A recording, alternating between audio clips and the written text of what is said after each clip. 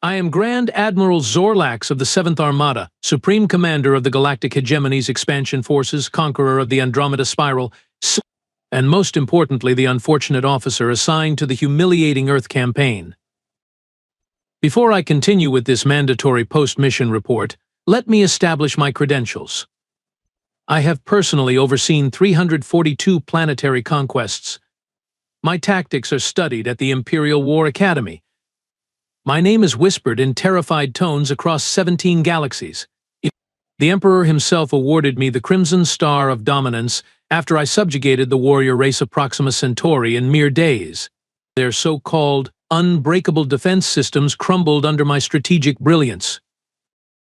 For those unfamiliar with our glorious hegemony, though I cannot imagine who that might be, unless you've been living under an asteroid for the past 10 millennia, we have ruled the known universe with an armored fist since before your ancestors figured out how to make fire. 10,000 years of uninterrupted conquest. 10,000 years without a single defeat.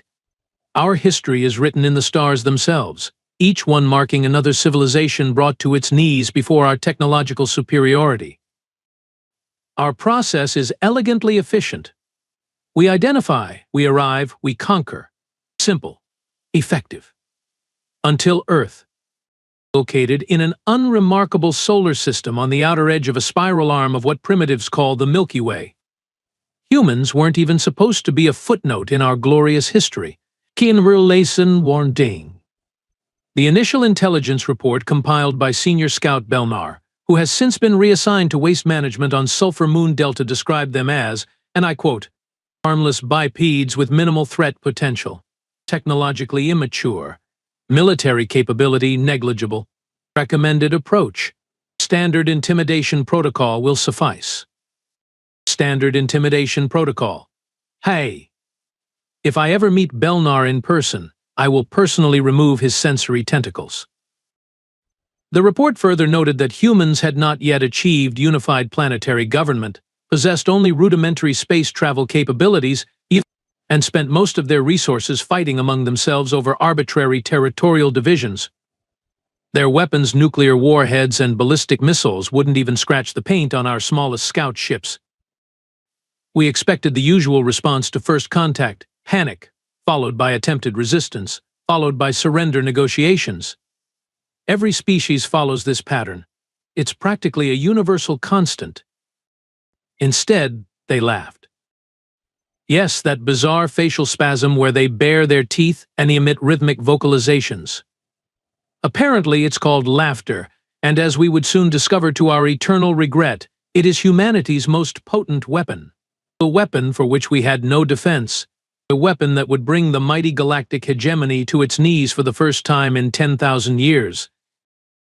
This is the story of how I, Grand Admiral Zorlax, lost a war to a species that couldn't stop giggling. Our arrival was nothing short of spectacular. The hegemony believes first impressions matter, so we deployed the full intimidation protocol 7 Alpha. My flagship, the Inevitable Doom, led a formation of 500 warships that blotted out Earth's sun as we entered orbit. The ships arranged themselves in our traditional fangs of death pattern, a formation that has caused several species to surrender before a single shot was fired. Begin the light show, I commanded from my throne on the bridge. My second-in-command, Commander Plex, activated our atmospheric display systems. Massive holographic projections of our ships destroying planets filled Earth's skies. We added the screams of our previous conquests as audio enhancement, a particularly nice touch, in my professional opinion.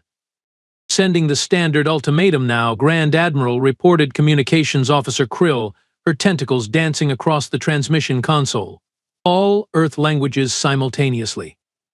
Adding the traditional Doom Choir background music. The ultimatum was the same one we'd used for millennia: surrender or be annihilated. Simple, direct, effective. We included footage of our previous conquests, emphasizing species that had resisted. Nothing says don't try it like watching a planet get turned into an asteroid belt. We waited for the panic, for emergency broadcasts, for desperate pleas from government leaders. Instead, our communication channels exploded with images, crude drawings of our ships with googly eyes. Our intimidating Doom Choir audio track remixed with something humans called a beat drop. Someone had already created a dance challenge based on the movement of our warning lasers.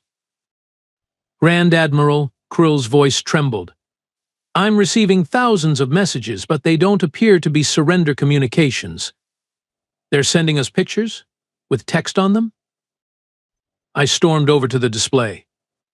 The main screen filled with an image of my own holographic projection, but someone had added what appeared to be a ridiculously small hat, and the text came to steal Earth. You can't even steal a decent outfit. What is happening? I demanded. Where is the panic? The terror? The groveling? Unknown, sir, Commander Plex looked genuinely bewildered. Perhaps our translators are malfunctioning. I ordered an immediate escalation. We destroyed one of their uninhabited moons. The entire moon. The debris created a spectacular ring around their planet. Surely this would convey our seriousness. The response. They named the ring Zorlax's necklace and began selling T-shirts. Sir, Plex approached cautiously. The humans are requesting a direct diplomatic meeting. They've appointed someone called Ambassador Jasmine Taylor as their representative. Believing we could intimidate at least one human up close, I agreed to the meeting. Ambassador Taylor arrived on our ship wearing what I later learned was called a poker face, though it failed spectacularly when I described the fate awaiting resistant species. I'm sorry, she said, covering her mouth. It's just then she snorted, right in the middle of my conquest speech. Do you find planetary annihilation amusing, Ambassador Taylor? I asked, my voice dropping to its most menacing register. No, she composed herself momentarily. It's just those holograms? With the planets exploding? They look exactly like the special effects from this terrible movie called Space Conflict 3000. It was so bad it became a cult classic. She pulled out a communication device and showed me the comparison someone had already made. See? Even the screams are the same.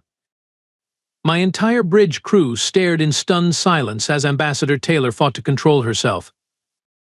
So anyway, she finally managed, wiping her eyes. And about those surrender terms. Counteroffer, we provide you with our complete entertainment package, including something called stand-up comedy, and you guys just go away? Trust me, you're going to love it. I was speechless. In 10,000 years of conquest, no species had ever responded with whatever this was. My psychological warfare experts were in crisis. 3 had already requested transfers. When I finally found my voice, I could only ask one question. What is stand-up comedy? And that, as it turned out, was my first mistake. We need to understand this laughter phenomenon immediately, I declared during our emergency war council. It's clearly some form of psychological defense mechanism, perhaps even a weapon. And so began the most frustrating scientific endeavor in hegemony history. I assigned Chief Xenobiologist Daxnar to the case. With 7 cranial lobes and 27 academic distinctions, Daxnar was our most brilliant mind. He had decoded the neural patterns of the telepathic cloud beings of Nebula 6 in mere days. Surely human humor would present no challenge. 3 days later, Daxnar's first report arrived on my desk. Preliminary findings on human humor inconclusive, he wrote. Subjects respond with laughter to scenarios involving physical pain, misunderstandings, exaggerations, unexpected outcomes, and something called dad jokes, which appear deliberately designed to provoke groans rather than laughter.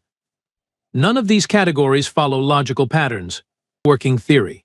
Humans may be collectively insane. I ordered Daxnar to dig deeper. Meanwhile, we continued our standard intimidation tactics. We positioned our planet killer weapon in plain view.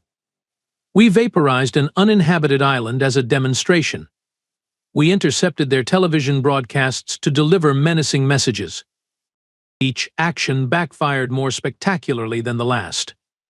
Our planet killer weapon, which resembles a large sphere with a concave dish, prompted humans to create endless comparisons to something called a Death Star. They began referring to me as Darth Zorlax and Commander Plex as Grand Moff Plexin. I still don't understand the reference, but my crew found it unnerving how quickly these names were adopted. The vaporized island? They turned it into a tourist attraction. Come see the hegemony hole. Their advertisements proclaimed, gift shop and photo opportunities available. And our broadcast interruptions became the subject of something called reaction videos. Humans would record themselves watching our threats, making exaggerated expressions of mock fear before dissolving into laughter. Daxnar's second report was even more disturbing. Grand Admiral, I've discovered something called internet memes. Humans create and share these modified images at astonishing speeds. Our intimidation tactics aren't just failing, they're providing raw material for this phenomenon. Every threatening message we send generates thousands of these memes. I've attached examples for your review. The examples made my exoskeleton crawl. There I was, the feared Grand Admiral Zorlax, portrayed with ridiculously small appendages, saying I came to conquer worlds but can't conquer my feelings. Another showed our fearsome battlecruisers captioned, when you're trying to look tough but your mom dressed you. The level of disrespect was unprecedented. More concerning was how quickly humans produced these images. Within minutes of any action we took, thousands of visual responses circulated globally. Their communication networks buzzed with something they called alien invasion hot takes. Apparently, being invaded was the most entertaining thing to happen to their species. Sir, Daxnar's third report began, I am formally requesting reassignment. After studying 10,000 examples of human humor, I experienced an involuntary facial spasm and emitted a sound similar to their laughter. I fear prolonged exposure may be affecting my neurological functions. His request was denied. We needed answers. My own paranoia grew daily. What if this laughter wasn't just a bizarre response? What if it was a sophisticated defense mechanism? A mimetic virus designed to confuse invading forces? The timing was suspicious. Whenever we performed our most intimidating acts, they responded with increased laughter.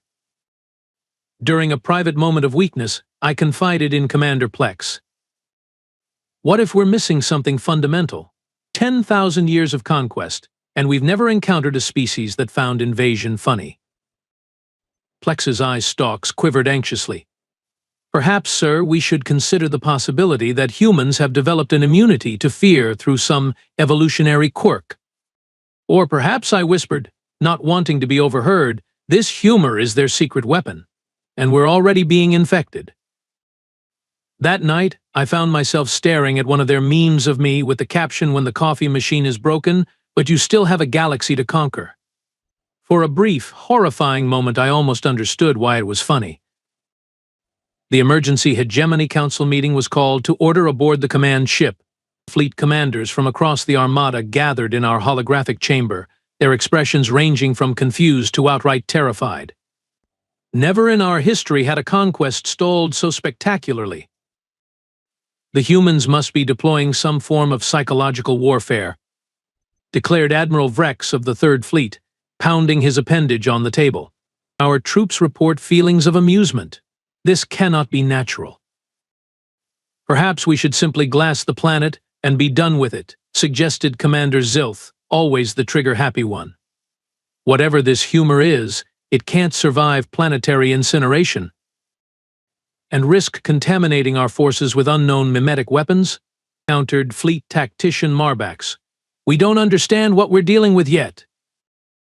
That's when Security Director Pelnar, newly arrived from Hegemony Central Command, stepped forward. With his crimson exoskeleton and enhanced cybernetic eye implants, Pelnar cut an imposing figure. My specialized security forces have analyzed the situation, he announced grimly. This laughter is clearly a sophisticated mind control technique. The humans have weaponized cognitive disruption.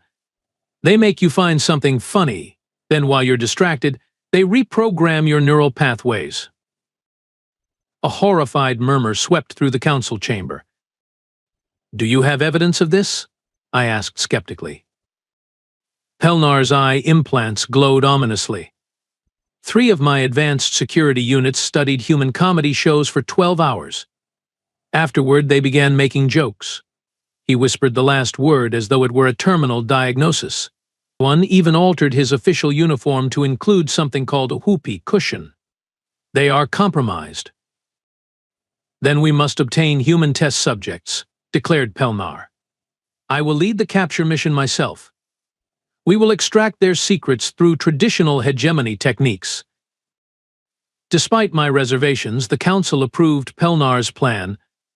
That night, his elite capture team descended on a human gathering something called a comedy club and attempted to abduct several humans. The operation was a catastrophe of epic proportions. First, the humans initially thought the abduction was part of the show. They applauded as Pelnar's troops crashed through the ceiling. Second, someone was live-streaming the entire event. Third, Pelnar's dramatic speech about human subjugation was interrupted by a heckler who said his threats needed better timing and suggested he work on his delivery. By morning, the failed abduction had become what humans called viral. They named it when aliens attack comedians.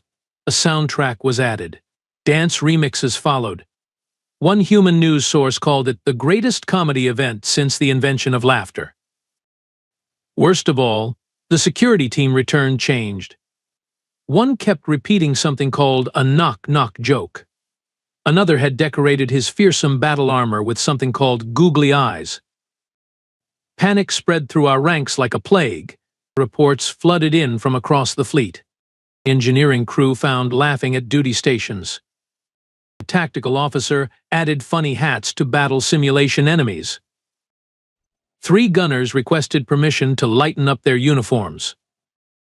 I ordered immediate quarantine for all affected personnel, but it was spreading too quickly.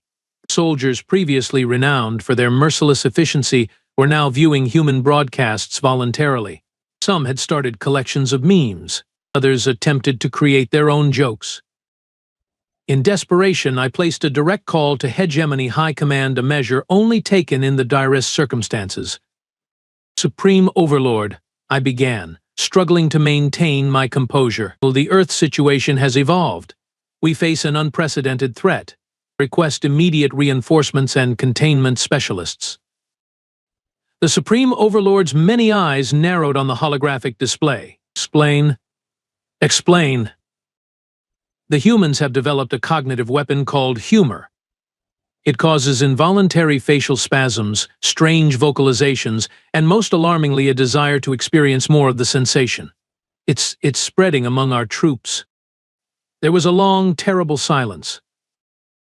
Have you been exposed, Grand Admiral Zorlax?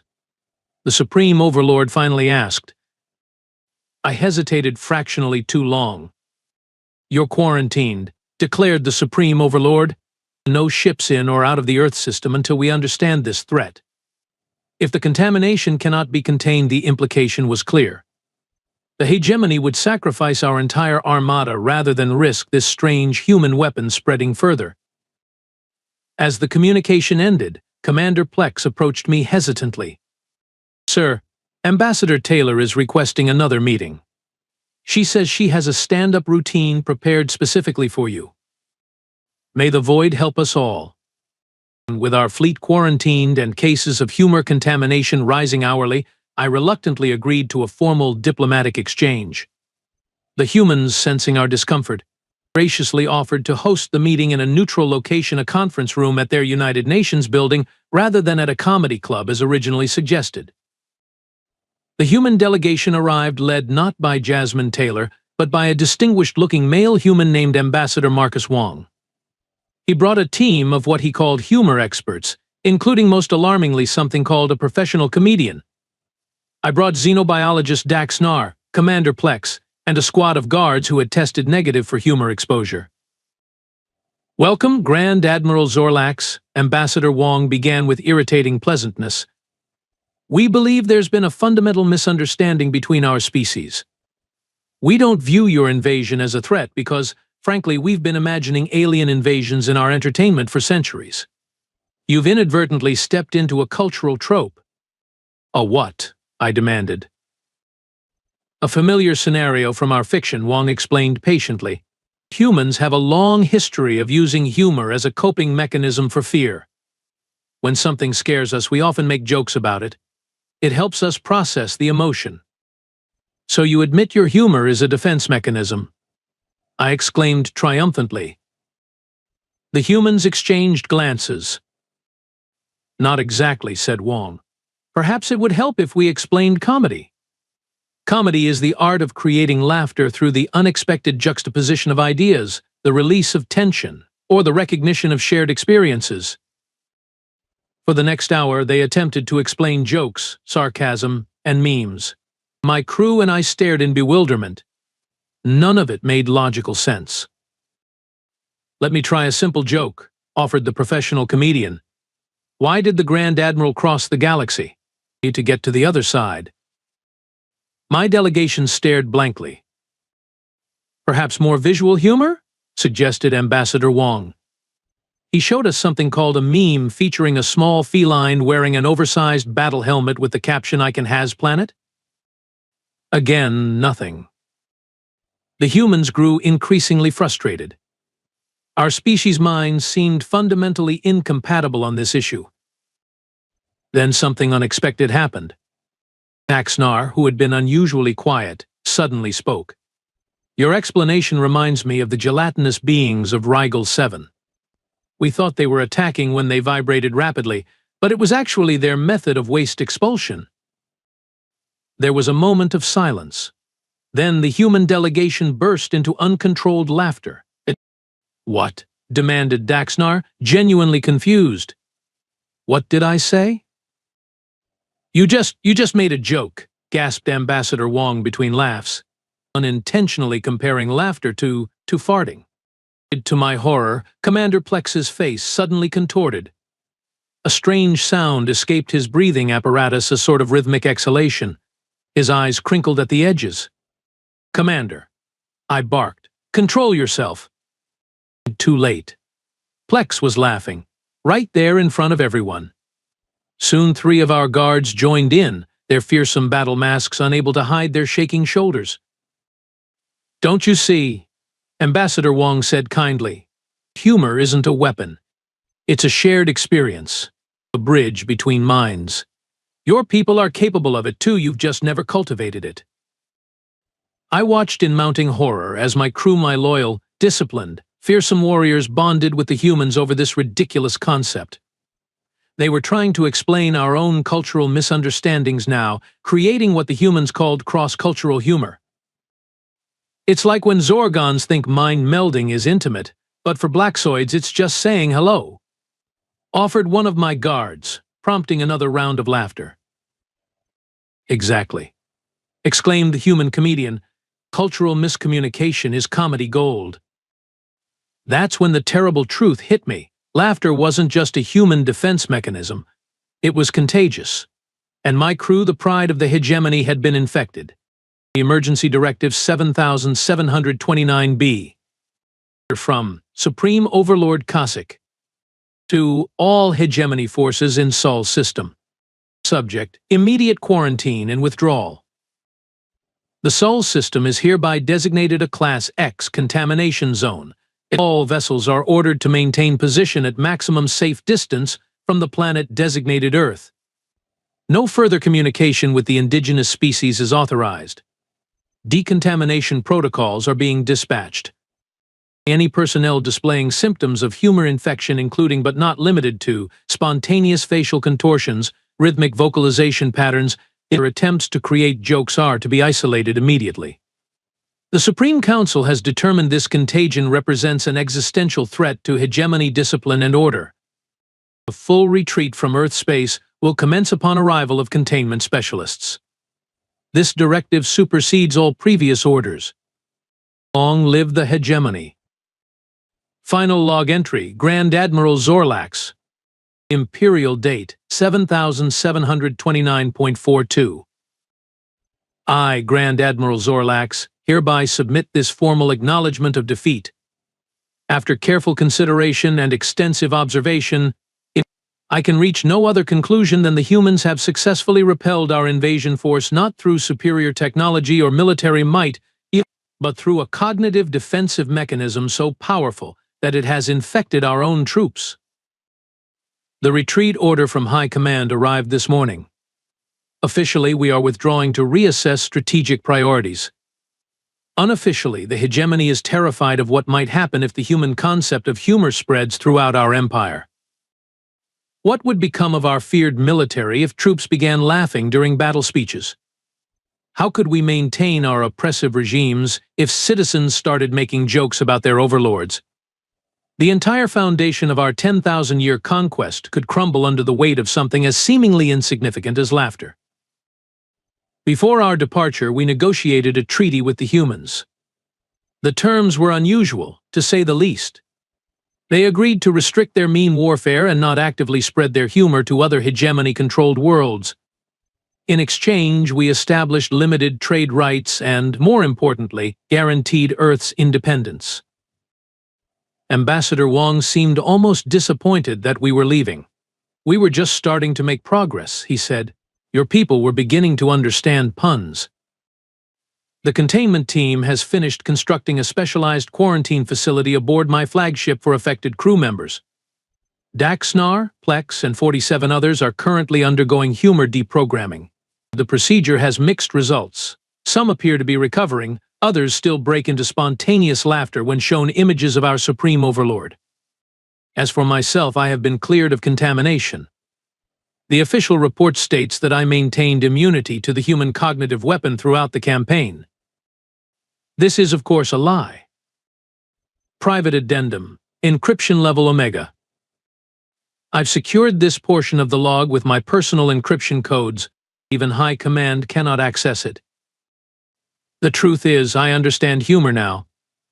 I get the jokes. Last night, alone in my quarters, I reviewed footage of the human entertainment program Galaxy Quest and found myself laughing. The portrayal of self-important space commanders hit uncomfortably close to home. Perhaps our entire civilization has been missing something fundamental. 10,000 years of conquest, and we never stopped to consider the value of laughter.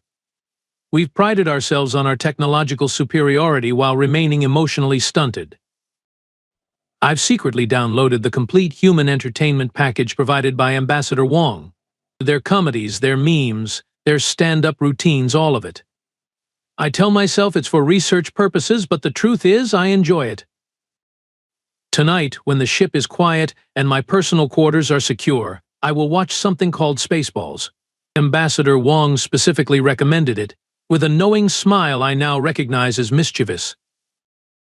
The hegemony will record Earth as a temporary setback in our glorious history. They will quarantine this system and forbid all mention of human humor. But I know the truth. We didn't just lose a battle, we encountered something that made us question whether we've been fighting the wrong war all along. This is Grand Admiral Zorlax signing off. Computer end log. Computer, delete private addendum. Computer, belay that order. Computer, save complete log to personal archives. Computer, play Monty Python and the Holy Grail.